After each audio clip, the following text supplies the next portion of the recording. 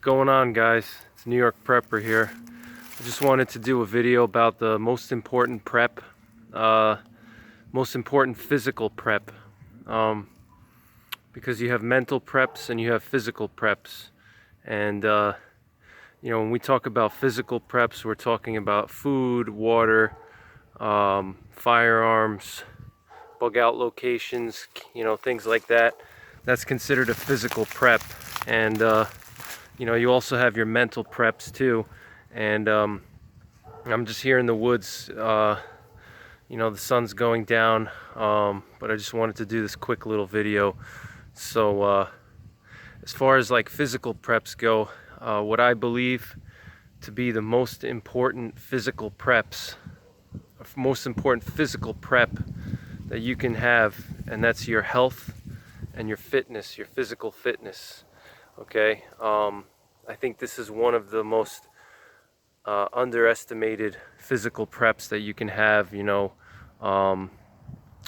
because if you're not healthy and if you're not physically fit, then you're not going to survive SHTF. It doesn't matter how much food and water you have stored up. It doesn't matter how much firearms and things like that you have. You need to have a certain level of health and physical fitness in order to make it.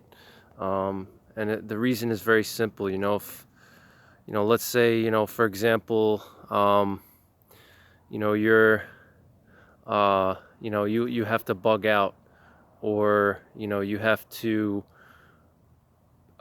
get home from your job, and your job is 30 or 40 miles away from where you live, because most people don't actually work 5 miles away from their job. There are some people that live that close to their job, but most people work at least 10 or 20 miles away from their job, and sometimes even more. Some people live up to 60, 70 miles away from their job.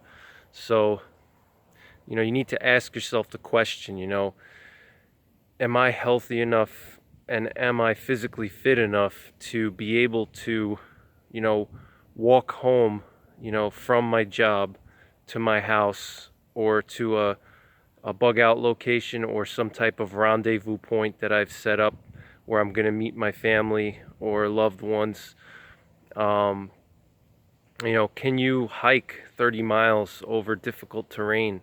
And I'm not just talking about hiking on a hiking trail, because when there's SHTF, you're not going to be able to use hiking trails. You're going to have to improvise and walk in all kinds of terrain. You're going to have to climb mountains. You're going to have to you may have to climb up cliffs. You may have to go over very difficult terrain. The area where I'm filming right here, there's actually a steep drop off down there. I don't know if it's kind of dark, but there's a steep drop off. If I had to climb up that cliff or climb down it, if I'm not physically fit enough, or I'm not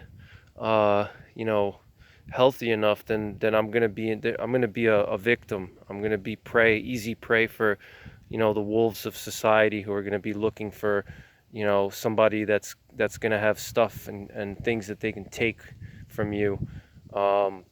So aside from just getting home from your job and traversing long distances on foot, if you have to bug out, and let's say you have to evacuate your location and go to a bug out location, you may have to also traverse long distances in difficult terrain, difficult climates. That you may have to hike through deep snow. You may have to climb over hills. You may have to jump over fences. You may have to swim across rivers. You may have to climb up buildings. You may have to fight off in hand-to-hand combat a group of marauders, or some type of bad people that are trying to attack you and your family, or your survival group, or your prepping group. You may not always have your firearm on you, or you may not be able to get to it in time. If you get jumped by 2-3 guys, you're going to need to have physical fitness in order to have the stamina to be able to fight off, physically other people who are going to be taking your gear or trying to take your stuff. So you need to have the certain level of strength and stamina in order to, physically fight people off if you have to, in order to defend yourself and defend your family. Even if you have a firearm, just using a firearm, it requires a certain level of physical fitness. Even if you get into a firefight and you get into a shootout, and you have to move to different positions, you have to sprint, you have to hide behind cover, you have to transition from different shooting positions. In order to do all these things, you can't be a fat slob. You have to have a certain degree of physical fitness. You need to have strength, you need to have stamina, you need to have flexibility, you need to have endurance, cardiovascular. All these things you're going to need to have if you really want to survive SHTF. And also health is important too. And obviously this video is, I can't say that it's, like universally applied to everybody, because some people may have certain health issues or, different problems with their medical situation. So not everybody's going to be able to be in top physical condition. Not everybody is physically, genetically built for, excellent, excellent athletic performance. And, some people just don't have the genetics for that. So, you have to do the best that you can for yourself, because, everybody has a different level of physical fitness. Everybody has a different potential for physical fitness as well as health, so you can't, for example, if you have somebody who's diabetic, you can't expect, someone who's diabetic or, somebody with a heart transplant to be able to perform the same way as, a guy like me who's in my physical prime, young guy, who exercises. You can't expect, if you're an older person, and you have different health issues, I'm not saying that you're going to have to be on my level or, the level of a elite athlete. But the key is, now while the grid is up and there's, rule of law there's still rule of law in place, and you have time to prep, focus on something that you can do that doesn't cost money at all. Getting in better physical shape, improving your health, eating better, having a better lifestyle.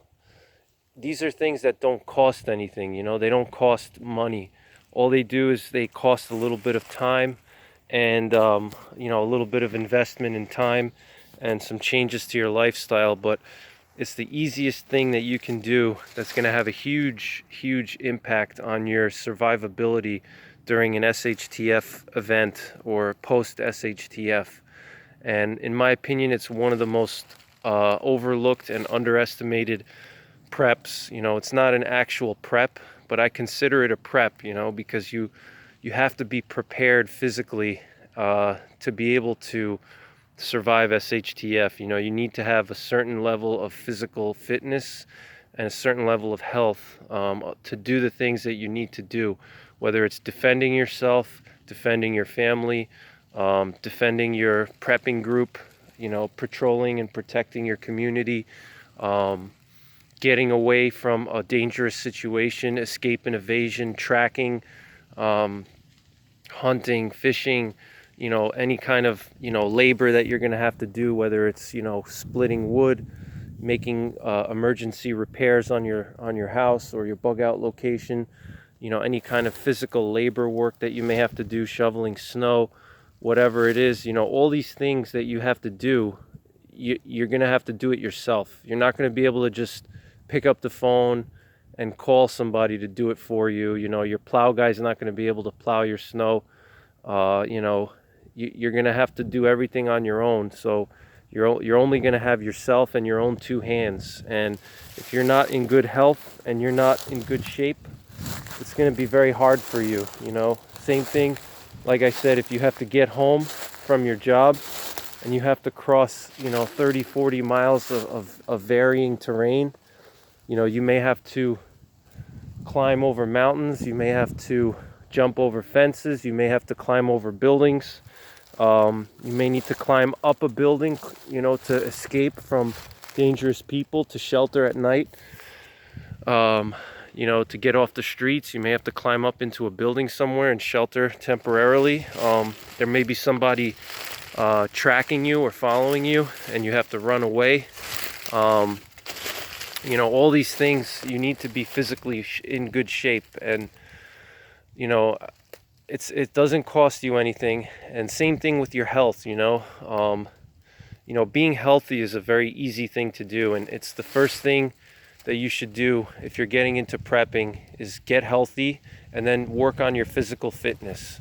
And in order to get healthy, the first thing you do is go to a doctor, get a blood test, get a full checkup, make sure that your blood numbers are good, your cholesterol is good, you don't have any diabetes, your sugars are good, everything else is in check. Get your blood work checked, and then adjust your diet accordingly. You should always have a balanced diet. You definitely want to have enough protein, but you also want to have enough fruits and vegetables, because they have a lot of micronutrients, like minerals, vitamins, antioxidants. Fruits and vegetables are going to rejuvenate your body. They're going to keep you young and healthy. And then obviously you're going to want to have your fats and your proteins and your carbs too. Do some research on, healthy foods. Nowadays there's so much information about how to eat healthy. So there's really no excuse, there's no excuse to be unhealthy in 2019. There's so much information out here, on the web. You can read about all kinds of stuff. So, spend some time, start eating healthy, and, clean up your lifestyle, limit your time on TV and on the internet, to maybe 1 or 2 hours a day. Try to stay as physically active as possible. Exercise, have an exercise regimen. I'm going to do a separate video on physical fitness for SHTF. I'm going to talk about the different aspects of physical fitness. And me myself, if you guys don't know, I was a power lifter and a strongman when I was younger. I had a deadlift record when I was 21 years old. I deadlifted, or 20 years old, I deadlifted 765 pounds at 240 pound body weight. That was an American record. So I've been exercising and lifting weights for so long, and I have a lot of knowledge. So I think I'm gonna kick off a new series, and I'm gonna talk about physical fitness for SHTF. And there's such a different variety of ways that you should get in shape for SHTF. You need strength, you need stamina, you need cardiovascular abilities, you need flexibility, so you need a lot of different things for SHTF. You can't just be a one-track person. You could be the strongest guy in the world, or you can be the best runner in the world and be able to run 100 miles, but either of those extremes are not going to help you in SHTF. You need to have a well-rounded physical ability. You need to be strong, but you also need to have endurance. You need to be flexible. You have to have a well-rounded capability. You can't just be excel in one thing. When it comes to fitness, you have to have a little bit of everything, in my opinion, in order to survive SHTF. But like with the health, it's easy to get healthy. Quit smoking, quit drinking, quit sugary, junky foods, cheese doodles, all the different junky foods out there. Stay away from too much junk. If you're gonna have like sweets and stuff, have like some healthy sweets, like maybe like homemade cookies, or some decent cakes that are not loaded down with shit, preservatives and colorings and all kinds of crap in it. But you know, get healthy, get physically fit, and you know, that's the most important prep, in my opinion. It's more important than your food storage. It's more important than your guns and your ammo. It's more important than your bug out location, because if you're not physically fit, then you're going to be like a sitting duck, and you're not going to be able to do anything. That's the reason why when people join the military, the first thing that they do before they do any shooting, before they do any survival training, before they do anything at all, the first thing that they do in the military, in any military branch in the US and in other countries around the world, the first thing that they do is physical fitness training. You know, they do push-ups, they run, you know, they hike with rucksacks, pull-ups, all kinds of obstacle courses. They do everything because, you know, your foundation is your body and your two hands. And if your own two hands are not capable, and your own body is not capable and versatile, then you're going to be a sitting duck, you know. And I know that's not what a lot of people want to hear. You know, a lot of people want to think that they could just, you know, stack up on their food storage, you know, like a little squirrel, you know, storing up acorns. But you know, once the wind blows all those acorns out of your nest, and you're left to fend for yourself, and you got to figure out where you're going to get your next acorns, you know, you need to have some decent level of health and decent level of physical fitness. And like I said, I'm not saying that everybody has to be like Captain America, you know, or a superhero, or some kind of crazy CrossFitter, you know. That's not what I'm talking about. I'm talking about a decent level of health and fitness, and really doing the best that you can do personally for your situation. You know, if you're a diabetic or you have some other ailments, chronic health ailments, I understand that you're not going to be able to do anything crazy, you know, and there's going to be limitations that you have. But if you're a healthy, you know, young male, you know, below 50 years of age, and you don't have any, you know, chronic issues, there's no reason for you not to be in good shape. You know, there's no reason for you not to be going to the gym at least 3 days a week. You know, there's no reason for you to not be able to run 2 or 3 miles, you know, without feeling like you're going to collapse. You know, basic things, you know, you should be able to run a couple of miles easily without, you know, feeling like you're going to die. You know, you should be able to lift a decent amount of weight. You know, you should be able to do a few pull-ups. You know, pull-ups are critical. You know, if you have to climb up something, you know, you have to climb up over a fence, or you know, you have to climb up a tree, or you know, whatever. These are critical things. You know, so I just wanted to do that video, and do this video, and I'm gonna do a lot more. I have a whole list of videos I'm gonna be doing over the next few days. So you know, I hope you guys are enjoying your Sunday, and you know, I'll catch you guys on the next one. And like I said, I have a bunch of videos prepared for my channel. So those you should see some cool videos coming out soon this week. So thanks a lot for all your support. For everybody that, you know, watches my channel and comments on my videos and joins my live streams. I really appreciate the support. It keeps me motivated to do these videos. You know, if you guys don't watch my videos and provide any feedback, then it makes it a lot harder for me to want to do videos if nobody's going to watch, because I feel like it's a waste of my time. So, you know, just the fact that you guys watch and comment and stuff like that, that's really, it's a good positive reinforcement for me. To keep doing these videos. And I have a ton of videos I'm going to do this year. You know, I have a list on my phone. I wish I could show you guys, but I want to keep it a secret. I have like probably 50 videos that I want to do, and I think a lot of them are going to be very beneficial for any type of prepper, whether you're a beginner or experienced. I have a ton of ideas and a ton of things I want to do. So if you stick with this channel, I think you're going to enjoy what I have coming in the next year to 2 years. You know, I have a ton of things planned. So that's pretty much it. Take care, guys. God bless, and I'll see you soon.